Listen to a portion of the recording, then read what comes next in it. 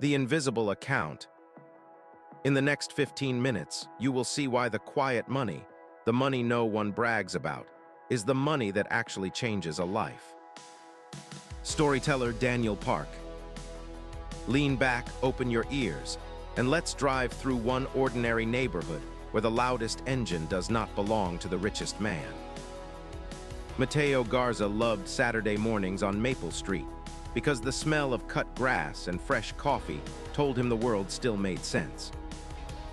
He parked his 12-year-old hatchback between two shining four-wheel drives that cost more than his first house. Mateo stepped out, smiled at Mrs. Chen next door, and reminded himself the trucks were rented, leased, or financed, not paid for. He knew because he had once signed a 7-year note on a sports car that left his checking account gasping every single month. That was 6 years ago, the day he got the promotion at the solar panel firm. Everyone in the office clapped, the regional manager slapped his back, and the finance guy downstairs said, "Time to look the part, boss." So Mateo drove straight to the dealership, pointed at the red coupe, and told himself, "You earned this." The first bill arrived, $582, and he paid it with swagger. The second bill stung a little more because rent also showed up on the same day. By the sixth bill, he understood the car owned him, not the other way around. One night he sat in that parked coupe scrolling through credit card totals and felt the seats squeezing his ribs. He drove to the same street he grew up on, rolled down the window, and looked at the small stucco house his dad bought after arriving from Mexico with 2 shirts and a borrowed hammer. The porch light was on, the same bulb his mom switched off every night to save pennies. Inside, his parents spoke softly, laughed loudly, and never argued about money because they kept a folded envelope of cash taped behind the pantry door for emergencies. The envelope was invisible, and so was the comfort it gave them. Mateo went home, opened a spreadsheet, and typed one line, "What if nobody sees my wealth?" He sold the coupe the following week, took the bus for 6 months, and funneled the old payment into a low-cost index fund he nicknamed Pantry Door. Every payday he pictured the envelope behind the beans, duplicated it digitally, and pressed transfer. Nobody at work noticed. Friends asked why he stopped joining the weekly steak night downtown. He said trying to eat in, and the subject died. Years rolled quietly. Market dips came and went, headlines screamed recession, and Mateo kept treating the pantry door like gravity. Steady, unnoticed, essential. He married Alina, a first-grade teacher allergic to credit cards. Together, they kept the same hatchback running and rented a small condo where the heater clanked, but the mortgage was someone else's problem. In the evenings, they walked the neighborhood pushing their daughter Luna in a stroller bought secondhand for $30. On Saturdays, they repeated the routine: coffee, park, library, home.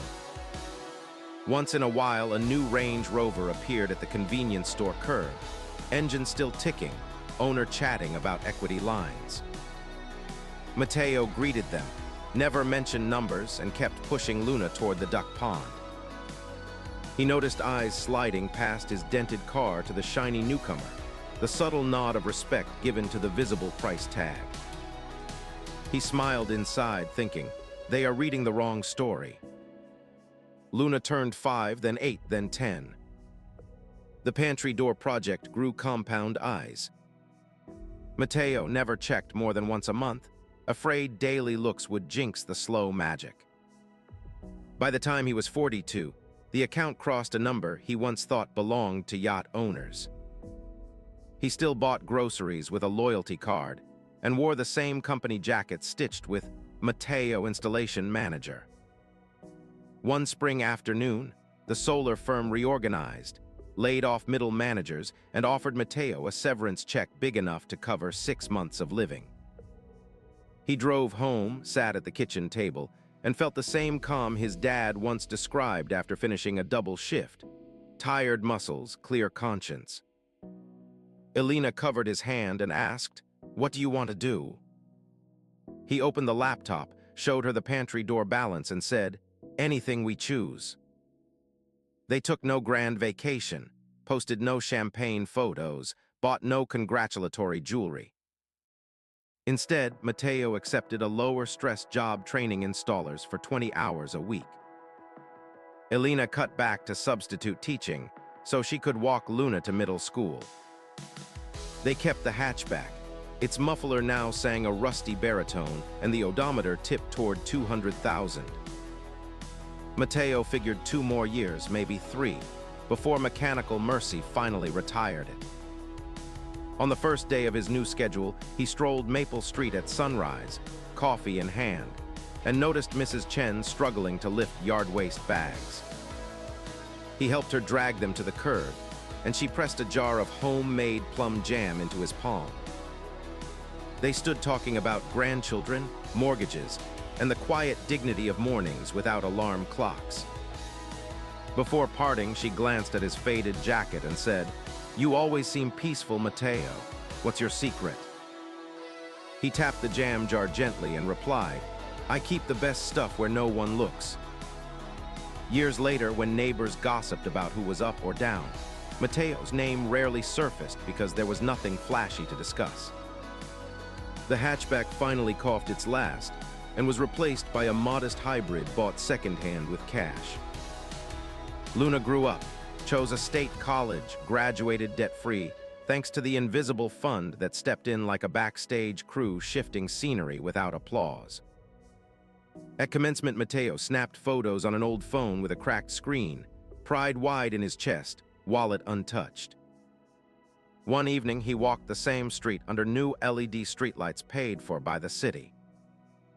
A younger neighbor, Carlos, leaned against a bright yellow sports car, scrolling through financing apps, worry flickering across his face.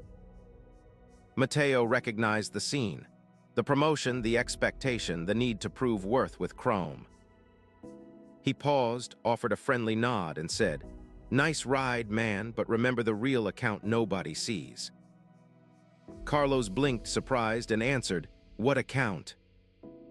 Mateo smiled, patted his shoulder, and kept walking, letting the lesson stay folded like cash behind a pantry door. Summary: real wealth sits in places no one posts online. The index fund you keep feeding, the debt you refuse, the raise you pretend you never got. Every time you choose quiet security over loud status, your future self gains freedom. Spend less than you earn, invest the rest, and let the world wonder how you smile without a big payment chasing you. That invisible margin is where peace, options, and lasting wealth are born.